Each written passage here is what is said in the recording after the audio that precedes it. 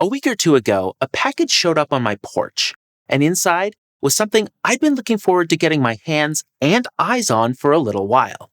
It's the SmallHD Vision 17.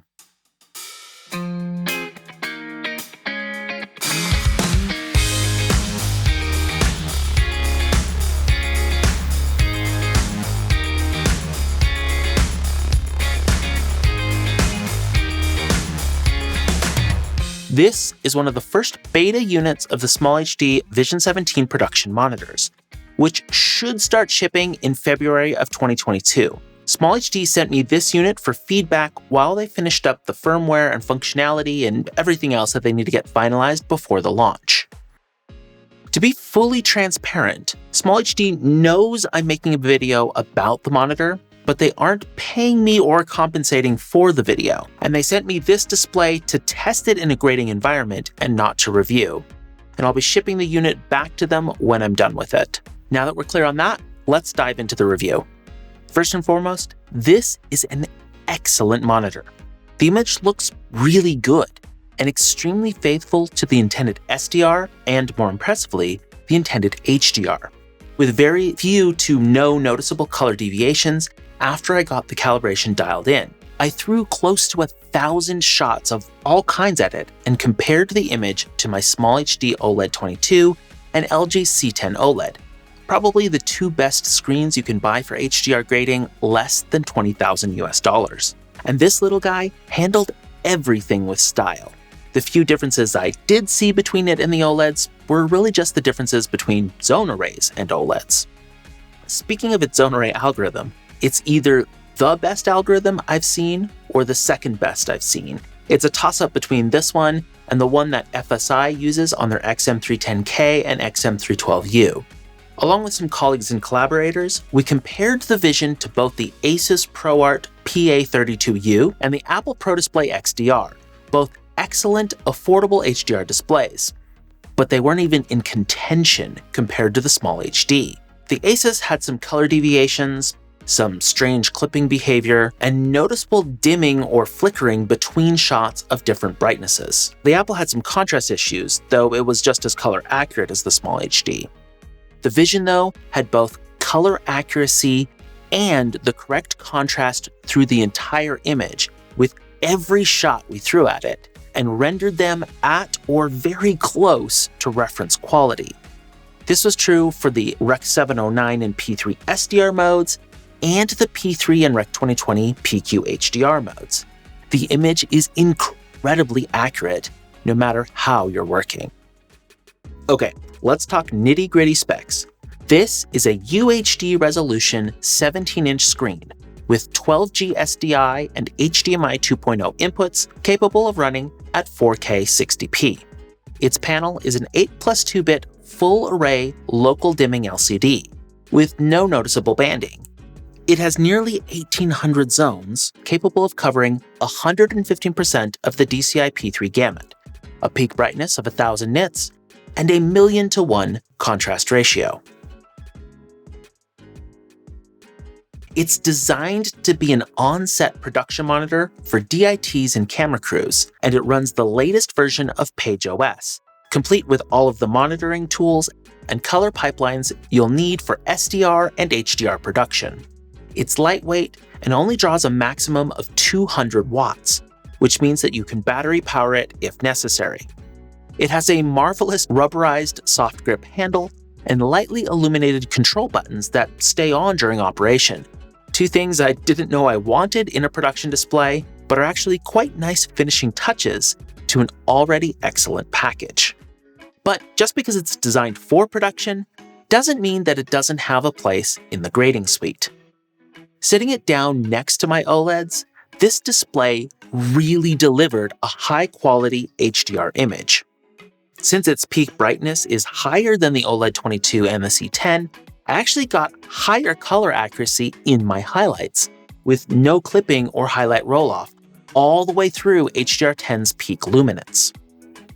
When I got it under a color probe, I found color delta E2000 values of 1.6 average throughout the entire P3 gamut, and a grayscale delta E2000 values of 0.8 on average throughout the entire display's brightness range, which are frankly incredible for a display of this type. Switching my measurement to the Delta ICTCP, the luminance-compensated color deltas were even lower at about 1 on average. Those low delta E values mean that this display is incredibly accurate, and any deviations that are there are fully imperceptible. I was pleasantly surprised to find little to no brightness bleed, sometimes called haloing or blooming, which is common on nearly every zone array LCD on the market. This is where bright-dark boundaries elevate the darks in a noticeable halo or square around the bright element. It's not easy to get rid of while keeping accurate contrast, which is what SmallHD's done here, since getting rid of it usually means compromising on peak intensity or black point. I was able to push the zone array beyond what it was capable of on only a couple of very extreme shots. The stars on the night sky shot, the moon against a dark background, and in a couple of places where the blacks surrounded by brights came up ever so slightly to a little bit of gray. Compromises that come from the limits of a 1000:1 contrast ratio LCD panel with a local dimming backlight setup. Each of the small zones of the screen can only push 1000:1 contrast, while the screen as a whole, because of the zone array, can push the rated 1,000,000:1. With a dim surround, you won't be able to tell the difference in black point between this display and the OLEDs. Both are dark enough that your brain will simply read black as black, which is really impressive to see. It does lose some brightness when viewing at off angle, which is normal for LCDs, but it doesn't have any aggressive off-angle hue shifts. If it's mounted at eye level, it's a non-issue, so that's really nice. You might see a slight fringe around the edge of the display during use, which is something that all zone array screens have because their backlights are inset from the bezel. And if you're using this in the grading suite in HDR, you may see a slight flicker or flash when cutting between frames of substantially different brightnesses, as the zone array transitions from one brightness setting to another. SmallHD's is one of the best I've seen here and is far better than the Asus ProArt and the Pro Display XDR, and is a lot closer to the FSI. It only happens in HDR, not SDR, and only across high contrast boundaries, so you're unlikely to see it when adjusting a grade or in a production environment. Other than those tiny little pedantic observations of things that are inherent to zone array screens, I really don't have any complaints about the image on this monitor. I would grade on it. Let's talk about the process of calibration for a minute. This unit came with a slightly different factory calibration than will likely ship on the displays, since it's been used as an alpha unit prior to it being shipped to me as a beta unit. But that was completely fine, since it gave me the chance to go through SmallHD's new calibration process. Calibration for HDR is really a two-step process. First, you need to calibrate the panel to the panel's native performance characteristics, its gamma curve.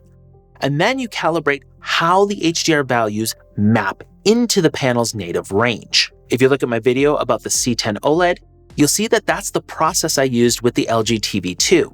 First calibrate the SDR, then do the HDR. With the SmallHD, what that means is that you'll do your calibration in P3 SDR, then dial in your settings for HDR using SmallHD's manual adjustments, something I mentioned doing in my video about the OLED 22. When calibrating the Vision 17, you're going to want to select DCI P3 color primaries, a D65 white point, and a gamma of 2.4. Gamma 2.4 most closely matches the actual characteristics of the panel.